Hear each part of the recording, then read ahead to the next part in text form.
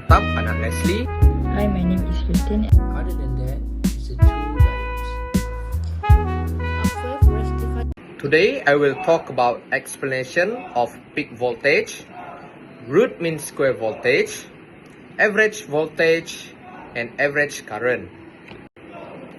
Peak voltage, this is the maximum voltage in a waveform. It is the highest point reached by the wave. Root mean square voltage, or also we'll know it by VRMS.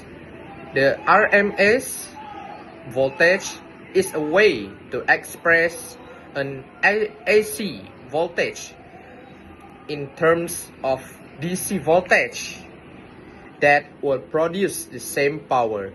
Beside that, average voltage.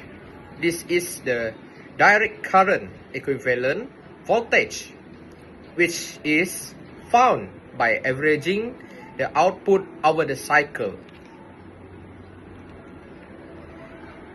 Average current. The average current through the load resistor, or the average amount of current that flows through a conductor over a period of time. Hi, my name is Christine, and I'm going to explain the procedure on how to measure the input and output voltage of the full wave rectifier using a voltmeter. So, the first step is we need to make sure the circuit setup is correct. The full wave rectifier circuit is constructed on the breadboard, and the circuit must consist of the four step-down transformer, 4 diodes arranged in bridge, a load resistor, and also connecting wires.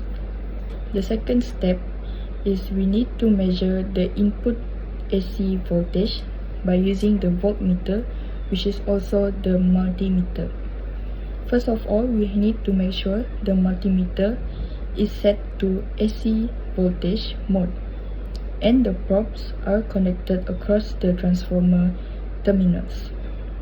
The reading displayed on the multimeter is the input RMS AC voltage supplied to the rectifier. Step 3, we need to measure the output DC voltage. Next, the multimeter must be switched to DC voltage mode.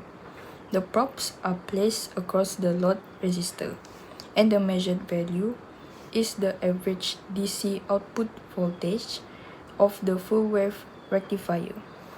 Finally, we need to observe the reading where the output voltage is higher than in a half wave rectifier because both half cycles are used. However, the value is slightly reduced due to diode forward voltage drop.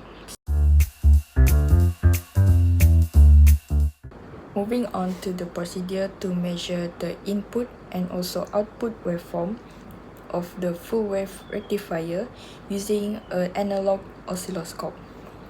First of all, we need to make sure the oscilloscope is set up correctly. The oscilloscope must be switched on and also must be calibrated, and channel 1 is used for input waveform while channel 2 is used for output waveform. Next, we're going to observe the input waveform, and the channel probe is connected across the transformer secondary. The oscilloscope will display a sinusoidal AC waveform, and the time per division and volt per division controls are adjusted for a clear display. Step 3, we need to observe the output waveform, where channel 2 probe is connected across the load resistor. The waveform shown is the DC waveform.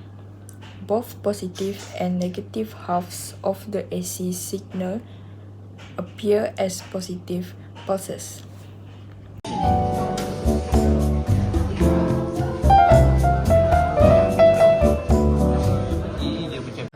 Next, I will continue with the differences between 1, 2, and 4 diodes. One diode is in the half-wave rectifier, positive half cycle. The anode of the diode becomes positive relative to the cathode. The diode is forward biased, acting like a closed switch. Current flows through the load and the output voltage follows the input. Secondly, is the output consists of pulses with large gaps. Other than that is the two diodes, which in full wave rectifier, it requires a center tap transformer using two diodes to conduct on the alternative half cycle. It also connects to the two ends of the transformer. The output is effortlessly than a half-wave rectifier. On top of that is 4 diodes. During the positive half cycle, 2 diodes are conduct while the other 2 are blocked. It utilizes half of the AC cycle. Full wave rectifier. The circuit usually bright rectifier with 4 diodes. It's designed to use the entire AC cycle so that no energy is wasted. Input AC, the same sine wave moving between positive and negative. The process, positive half wave, 2 diodes in the right conduct directing the current to the output in a positive direction. Negative half wave, the other 2 diodes conduct correctly the rotate the negative current so that it still flows into the load the same direction as the first half. Output DC, a continuous string of bumps with no gaps. The negative part of the input is incidentally flipped upward to become positive. Half-wave rectifier, the circuit uses 1 diode. It is the rectification but is inefficient because it ignores half of the incoming energy. Input, a full sine wave that goes up positive and down negative. The process of a half-wave rectifier, positive half, the diode is forward biased, turned on, allowing current to pass to the output. Negative half-wave, the diode is reverse biased, turned off, blocking all current.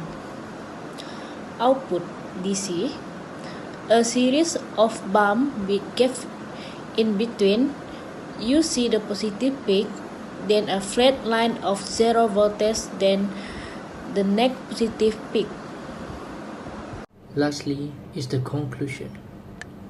Input and output waveforms have AC wave input and output. Comparison of the rectifier highlighted the differences. The problem that we encountered while the experiment ongoing are the oscilloscope was not functioning and the digital trainer was missing some parts.